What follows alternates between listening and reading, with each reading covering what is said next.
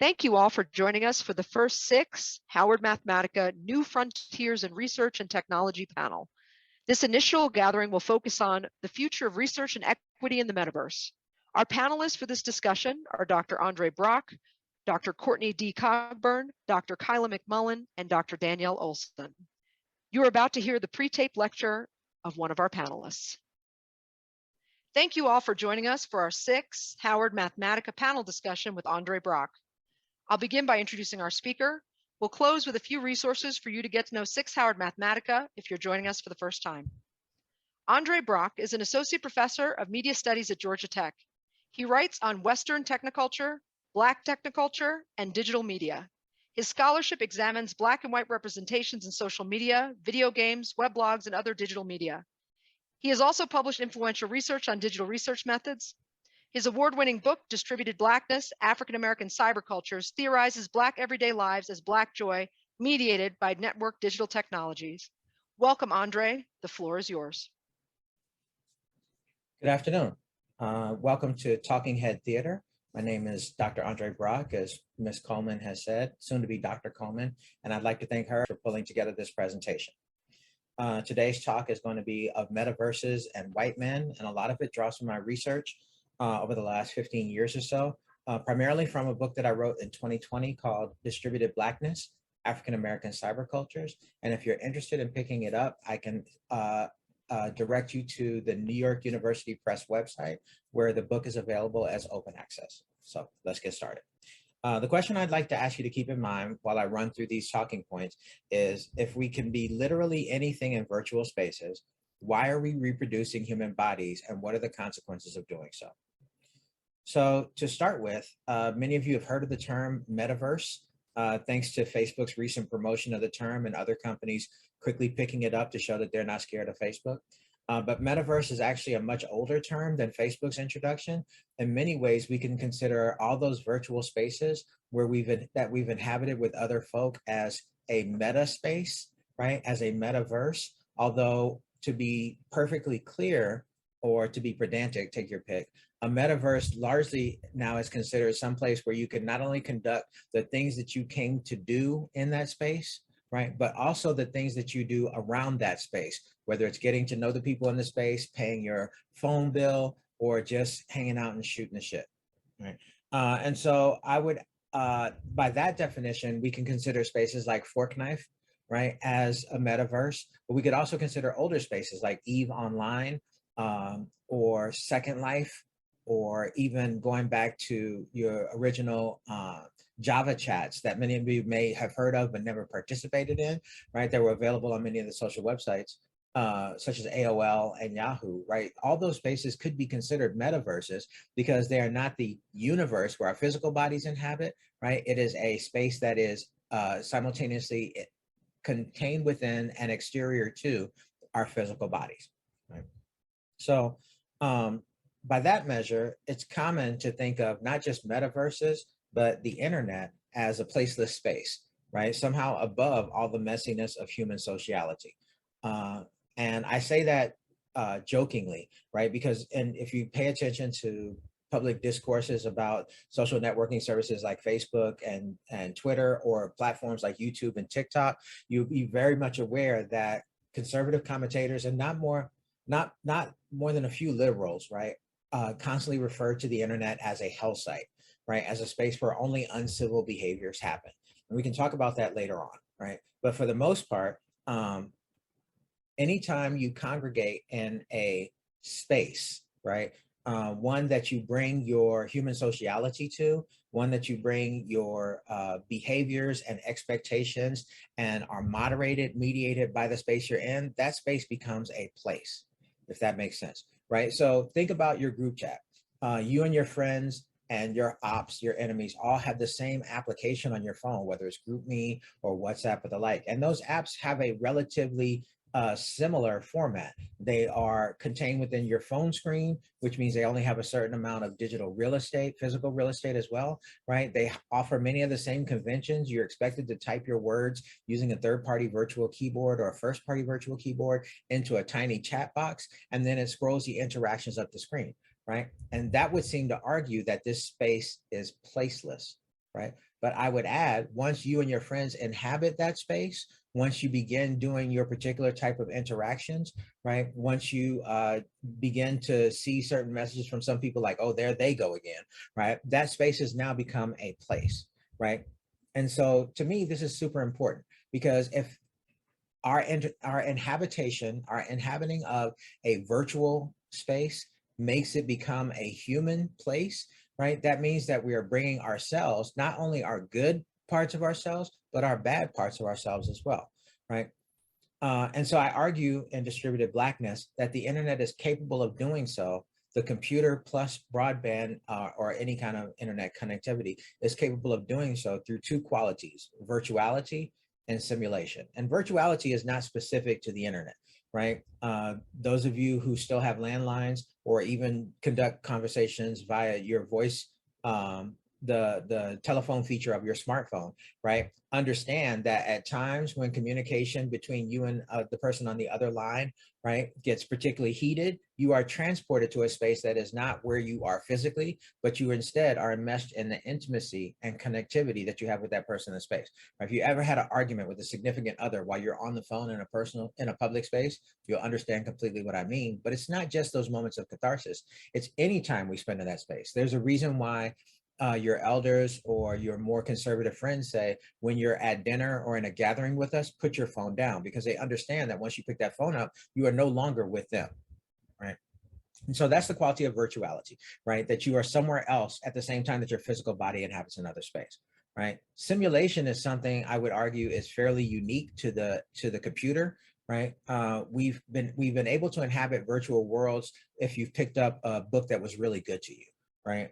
Something that really captured your imagination, like I was going to say Lord of the Rings, but I don't know how many of you have read it. Maybe Harry Potter, right? Worlds where you were so entranced by the narrative that the author was spinning and the interaction between the characters and the plot that you were somehow sitting in your bedroom, dining room, classroom, and transported to another space. But the internet adds simulation, and simulation is easiest to explain, where it is the computer's capacity to replicate the rules and practices of a world within the computer itself, right? So for those of you who are playing war games, that may be very familiar to, such as chess, right? Chess simulates war. Same thing, football simulates war, American rules football. And we could even talk about the difference between American rules football and the football that the rest of the world understands, and the differences in simulating interaction, activity, success, and outcomes, right, in those different spaces, right? So the computer offers that capacity for virtuality and simulation and is configured in many ways that may seem individualistic to you, but rely upon a shared universe of protocols, design strategies, resources that are available, and even protocols that can make this connectivity or the code that makes this representation happen. For me, as a non-coder, but as a person who has been in love with technology since the day I could pick up a newspaper, right? I have always been interested in not just the things that you guys have come here to work on, which is the how technologies can change things, right? When you apply a tool to a circumstance, what are you doing to that circumstance? Or the what technologies can do, right? Or what technologies are. So many of you may be materials engineers, maybe software engineers, and you begin to understand how to construct the tools and the things that they can do once they do them. My interest as a rhetorician is the why. And I find that for STEM disciplines and technology industries, the why is often either articulated as a series of beliefs or ignored altogether, right? And so as a rhetorician, I began to ask, what are the beliefs that we can assign to our idea of technology as a living component of culture? And I found some research that was really compelling to me. And it was an author named Joel Dienerstein who described one of my favorite concepts, and he calls it Western technoculture. Now, Dienerstein is American, right?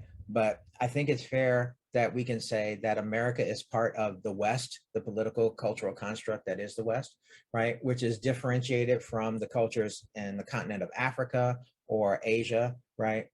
It's very much a particular type of culture centered on getting certain things for the benefit of those who are at the top and taking other things from those who are at the bottom, right? So Western technoculture.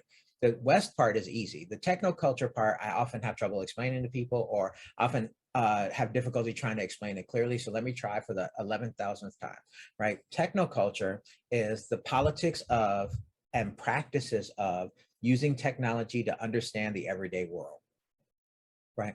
And it's technoculture as a replacement, more or less, right, than how we used to understand the world through religion, right? So if you think about, or if you take a moment to reflect upon how religion shapes the world, religion doesn't necessarily depend on what tools you can apply to make your life a better place. Instead, it turns on your relationship with the higher being and the strategies, methods, and practices that will enable your closeness to this being, right? That will enable you to do better in the world, right? And that's somehow still in effect today. If you look at American evangelism, American Protestant evangelistic culture, right? Or even Catholic culture, right? But in many more ways, our current media, our current politics, your education tend to gloss over the role of religion in shaping the world and instead argue that we can use technology to fix whatever the world's problems are, right? That's technoculture. And this guy Dinerstein said that we can understand technoculture as a myth, right? And by myth, he means it's the story we tell ourselves to justify why we do the things we do and our place in the world, right? So to go back to religion, the primary religion of Christianity is that God created the world and placed humans at the top of the food chain or the interaction order, right? And said that this world is for the disposition of human beings, right? In Western technoculture, even though there may be countries which promise to follow democratic ideals, Western technoculture also argues that we deploy these technologies to control the world and other people for the benefit of those living in the West. And they're not talking about the people they transported forcibly or the people who immigrated for a better life. They're specifically talking about a small minority of the world's population, which happens to have European descent, right? But also the other millions of people who may not have European descent, but buy into this technocultural ideology. So Western technoculture, according to Dinerstein, is driven by 6 principles, and they are progress, religion, the future, modernity, whiteness, and masculinity. And so let me take a second to read from my book because it's a little clearer, I hope, than me trying to stumble through an explanation. So let me read a bit to you. Religion, for information and communication technologies, such as your computer, draws on the technological sublime, right? And the sublime basically is this state of being that you exist in, right? When everything is perfect and glowing and heavenly, right? And the argument is for technoculture is that when technology is a religion, if we simply deploy technologies to solve human problems, we would be in the best state of humanity that we possibly can be, right? So this sublime works as hymns, as prayers to the spiritual power of information and the digital as a balm for social ills. Rather than putting faith in the works of a supreme being, religion, as a quality of technoculture, recenters technology as a source of blessings and oftentimes problems, right? Either a digital utopia where speech is free and virtual spaces are democratic, or a hellscape of incivility, terroristic acts, and violations of ourselves as we are represented through code, right? Religion is also a grounding for the digital's links to transcendence. And this is super important for the metaverse, right? Because the metaverse is seen as a space where we have somehow left behind the boundaries of our bodies and are operating as beings of pure spirit, right? Where the body is rendered in ones and zeros, right? Moving on, the future then can be understood as the West's quest, and largely whiteness as well, for omniscience, right? Where informational control over bodies, surveillance, right? And the material world, networks, industries, and datification, right? Is directly linked to economic, political, and spiritual gain. Information technologies are always seen as futuristic, right? Drawing as they do on beliefs about control of your spirit, right? And on the abstract reason of mathematics. The next quality is progress, right? And progress is closely tied to the future, right? So you can understand those two together, right?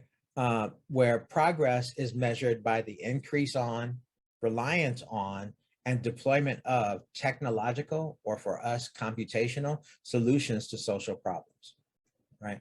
And so I want to pause here just for a second. Technically, I should be doing a check-in to see if you understood all I was talking, right? But just for a second to say, I have tied together progress and the future, right? And if one of the easier ways to understand that is if you take a look at how American corporations in particular issue quarterly reports on how well they've been doing over the last 3 months, right? And what they are always judged upon is whether they have managed to increase, right? Whether it's increase the amount of profits, increase the number of buildings they've built, or for social media companies in particular, like Facebook and Twitter, whether they've managed to increase the number of users that they have and the income that they derive from those users, right? And my question for you is, from a techno-cultural perspective, what would we be if we didn't demand that everything in this society relied upon uncontrolled growth? Right? If you didn't have to always demonstrate that you were growing, like even as an adult, right? Your body stops growing after a particular time, usually in your mid-20s, right? What if you continue to grow? It's a condition called acromegaly. If you think about, or if I think about people like André the Giant, right? The former wrestler who continued to grow even up to his death. So he was over 7 feet tall, I think, by the time he died, right? That's not necessarily a beneficial condition for the human body. So why would it be so for the corporations that we allow to dictate and run the lives that we live? Let me return to my condition about beliefs that inhabit technoculture. I have a couple more. Modernity is one that I always have to explain to my students, right? And so if you remember, I said that the pieces of belief around Western technoculture are progress, religion, the future, right? And modernity, whiteness, and masculinity. So modernity, when I speak about modernity, we could understand it as going as far back as the invention of the printing press, right? But I tend to refer to modernity as industrial instead. So if you argue, understanding modernity as the ways we have constructed technologies to command space and time through network communication, right? Which in the process networks relationships between ourselves, the businesses we conduct, institutions, and technology, right? So think about the modern implementation of your college experience. Those of you who are using learning management software such as Blackboard, Moodle, Canvas, and there are a number of others, is your relationship to the institution better because you are digitally able to participate in these learning management solutions? Right? It's an unfair question. I already know it's not, right? But that's one way in which modernity has convinced higher education that you can be more, quote unquote, productive, efficient, and transfer information between instructors like me and students like you, right? To become better students, right? But I would add that modernity contributes something else to information and communication technologies, right? And that particular quality is reflexivity. Pause. Reflexivity is our awareness of and reflection on how our lives differ from pre-modern, right? Or even recent social and cultural conditions, right? So if you think about the phrase, make America great again, don't ever think about it again after this, right? It is a reference to a time in which white people felt that they had more control over the world and non-white others, including women, right? And they hearken back to it. They use it as a slogan to garner support, political and emotional, for the things that they want to do, right? But to do that, to make that call that the time was better back then, you have to reflect upon how time is better, how time is not better now. And this is the condition of modernity, right? This is reflexivity. And so when you talk about modernity in connection to technologies, in connection to progress in the future, it makes technology seem like the spirit that animates the West. Right? So I mentioned earlier that religion was one of the ways in which we saw the world. And through religion, we understood our relationship to the world and non-human others and each other, right? Through belief and faith. Right? But modernity has changed those relationships. Now, because of modernity and its close cousin capitalism, instead we operate on trust and risk, right? And trust and risk in the West depend upon our glorification, our valorization of rationality and objectivity, of the scientific method and logic as the most appropriate avenues through which we can understand the world and our place in it. And this becomes clear to me, and hopefully to you, when you look at public and academic writings on algorithms and big data, which are promoted as being trustworthy precisely because of their informational and computational capacities to model reality, quote unquote, without bias. But as is becoming increasingly clear, neither algorithms nor big data sufficiently model or account for the cultural qualities that are inherent to their design, which leads to ethical and moral problems. This will be the point where I stop and say, are you with me? But I would have to keep going because I still have slides to get through. So let me switch over. The last two qualities for the Western technocultural matrix that I'd like you to consider are whiteness and masculinity, right? And I view them as a set of relationships rather than as separate categories. So try a thought experiment. How do you visualize technology's relationship with white women, with Asian or South Asian men, with Black folk and Hispanics, right? Masculinity, whiteness, and technoculture work together. In my book, I argue that they're co-constitutive, right? So much so that it's difficult to visualize any other group in relation.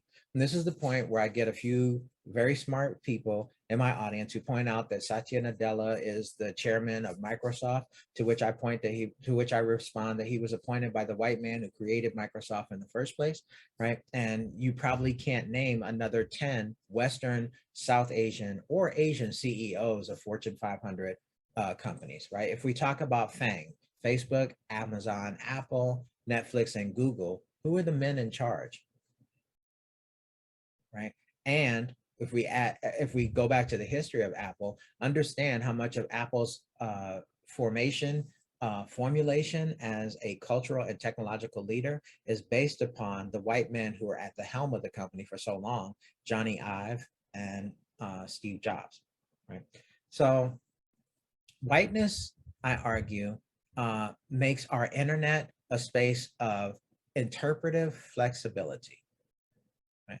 And by that, I mean that the quality of whiteness, which can be understood as both individuals and as universal, as being human beings and yet being individual beings, is a quality that other racial and ethnic groups don't get to take part in, right? And so interpretive flexibility for technoculture, for whiteness, is the capacity to be simultaneously understood as individual and everyone, as the universal representation of humanity, right?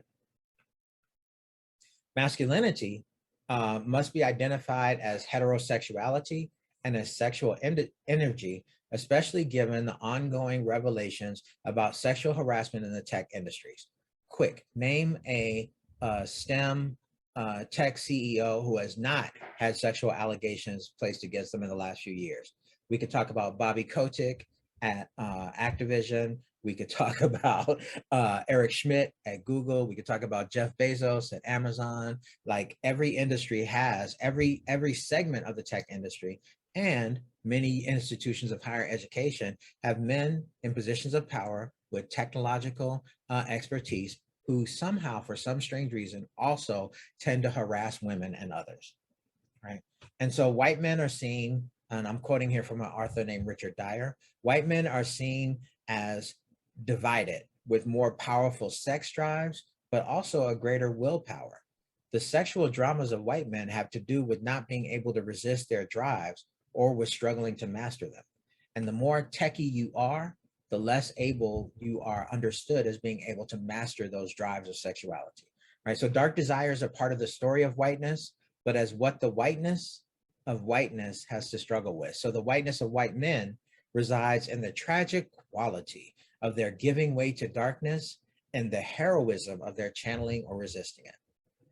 Right. So think about how Steve Jobs is often portrayed as this ascetic, right? This man who wears the same clothing every day. I would argue Elon Musk has the same issues as well, right? Because their energies are all focused on being creative and geniuses, as opposed to worrying about aesthetics and style, right?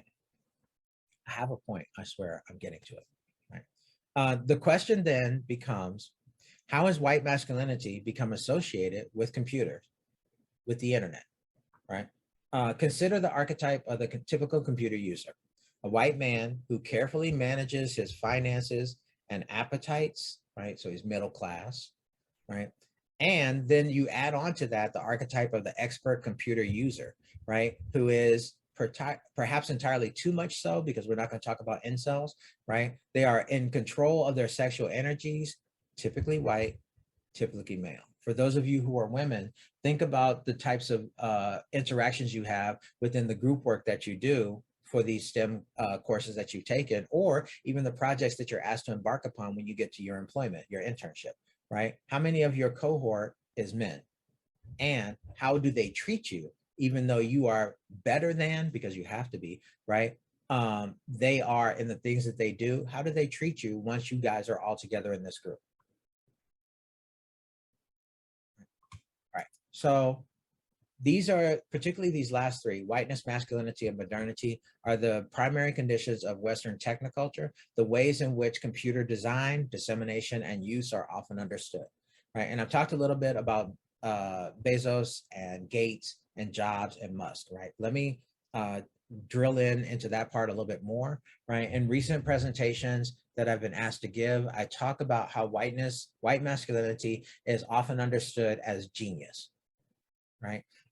And the most compelling examples recently are the activities of Bezos, Richard Branson, and Elon Musk to have a space race, right? Where they build these incredibly phallic technological objects to hurl them to the edges of lower Earth orbit, right? So that they can then say they were the first or private company in order to get to space, right? Or as Branson and Musk have been known to talk about, Bezos too, right? Where they're now stretching their gaze to Mars because they want to colonize it, right? And I argue that this is really kind of a great example of white masculinity's capacity to look beyond the conditions that it has had other people live through in order to visualize a future where they can extend and maintain their control.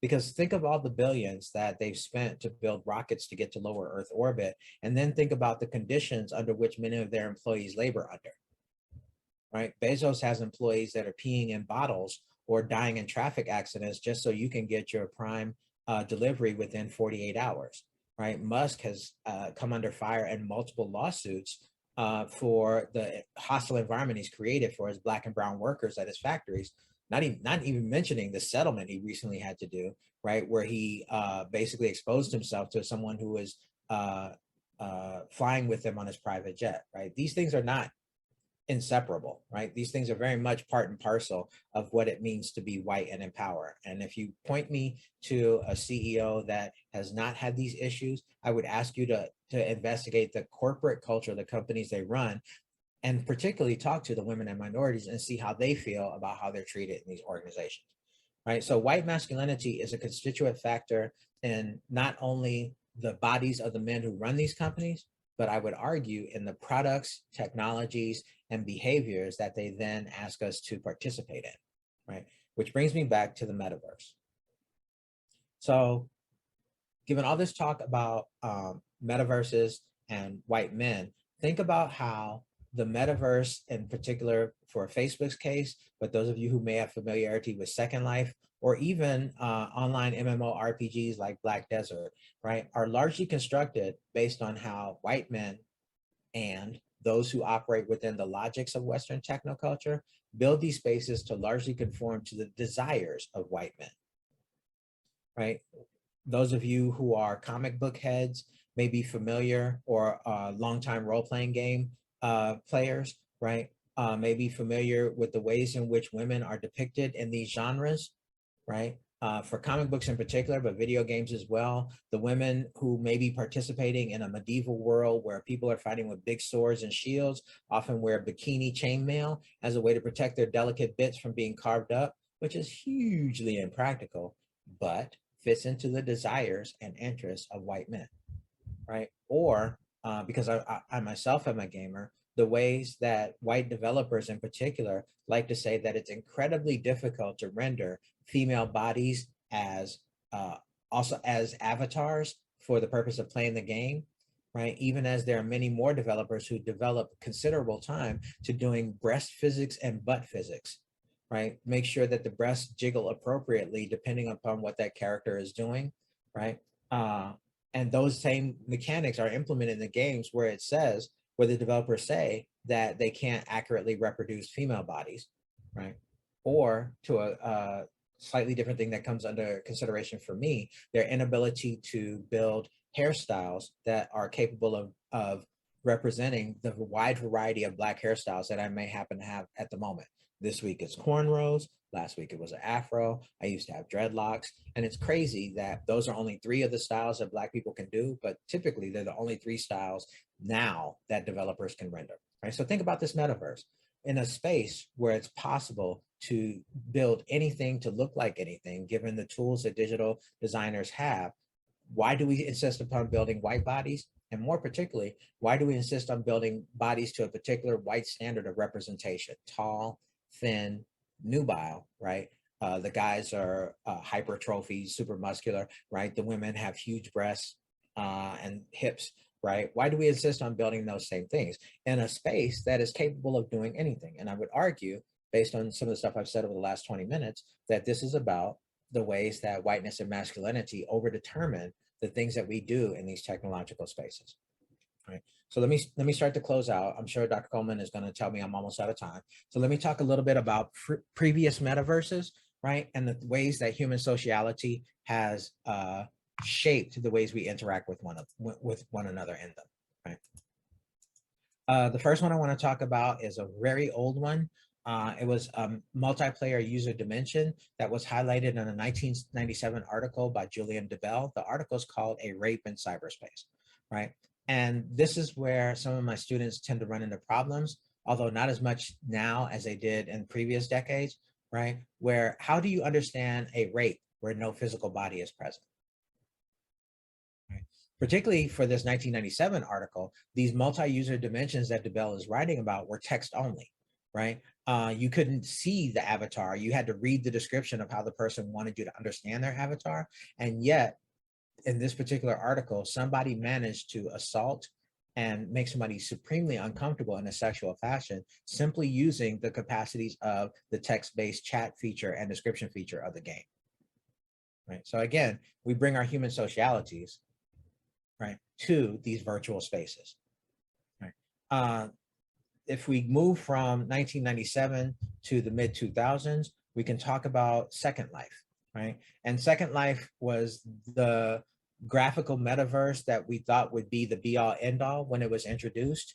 It had 3D avatars, universities, corporations, museums, all kinds of spaces would actually build out these computer generated structures within that you could then visit with your Second Life avatar and interact with other people. They showed movies, they do readings, they do all kind of foolishness in Second Life, right? And one of the things that began to crop up early on, and this happened in The Sims as well, for those of you who are Sims players, when they began to introduce racialized options for avatars. So say you could be a Black woman in Second Life.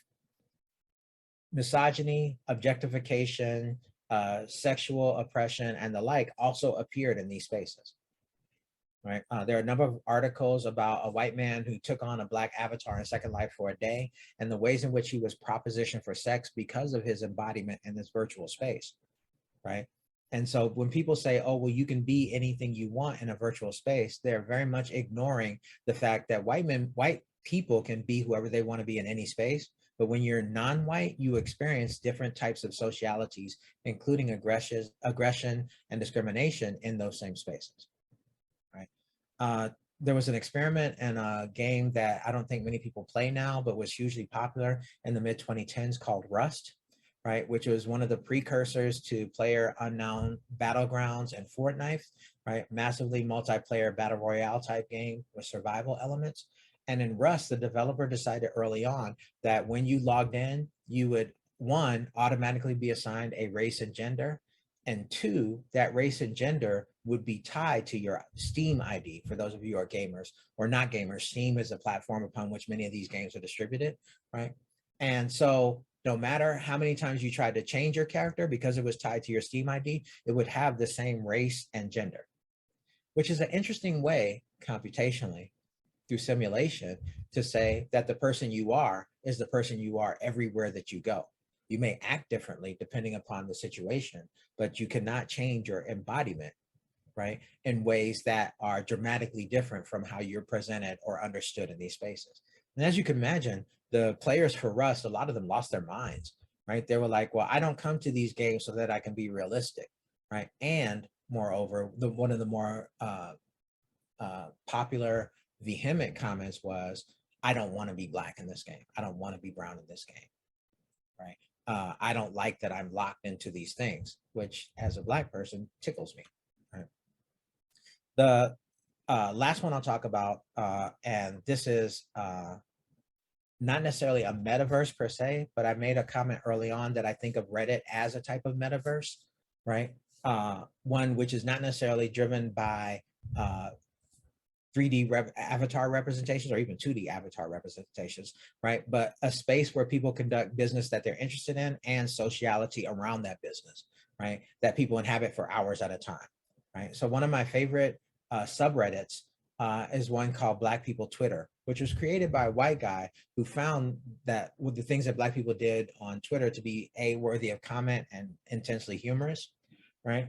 And so this became one of the most popular subreddits on the space for a time, often appearing in the top 50.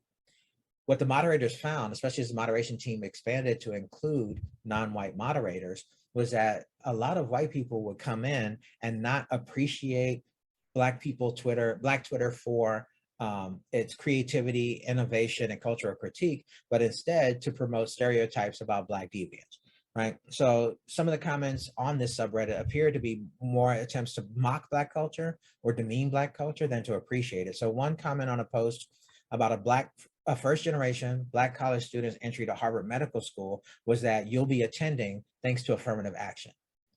And this particular comment received hundreds of upvotes before it was removed by a moderator, right? Similarly, in conversations about police violence, allusions to Black on Black crime carried the false implication that Black people break the law more often.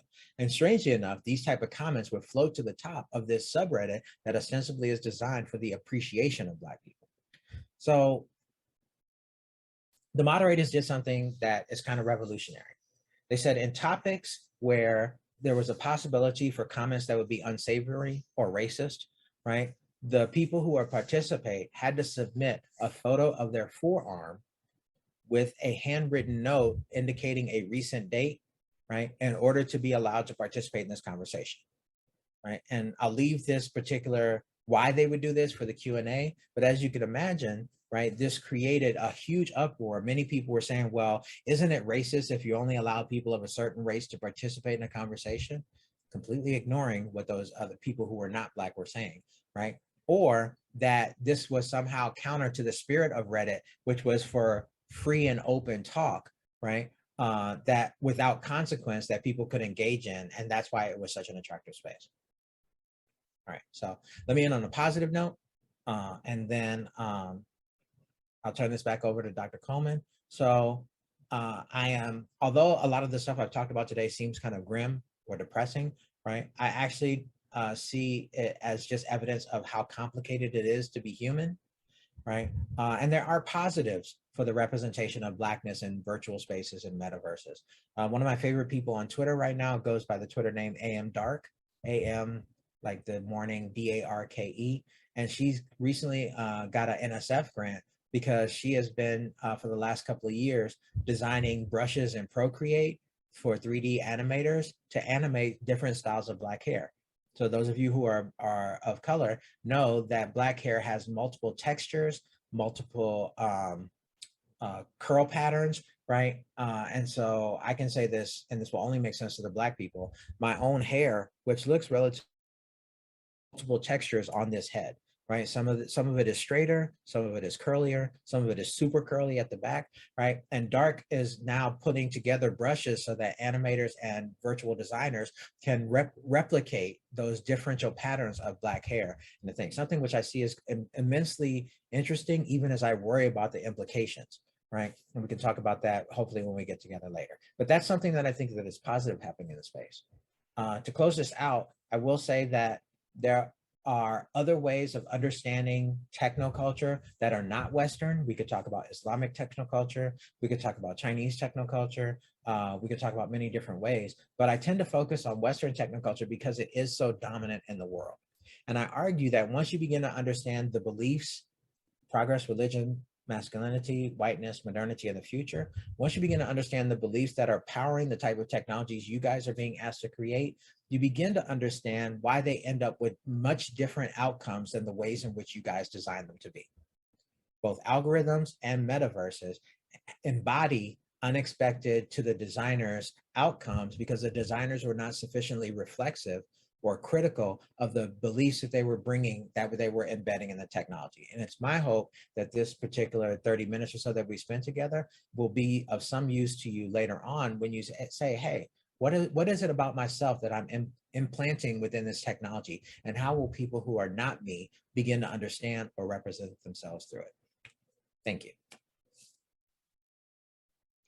Thank you for joining us, André. It's been a gift getting to know you, and I appreciate the gift you're offering to our attendees. I'm excited to announce that we'll be providing your book to all of our participants open access. Thank you so much for that. And thank you for sharing your work with us in the world. I know our participants are looking forward to live Q&A with you during the Institute in June. Thank you all for watching. For more information on SICSS-Howard Mathematica, visit our website, follow us on social media, and join our email list.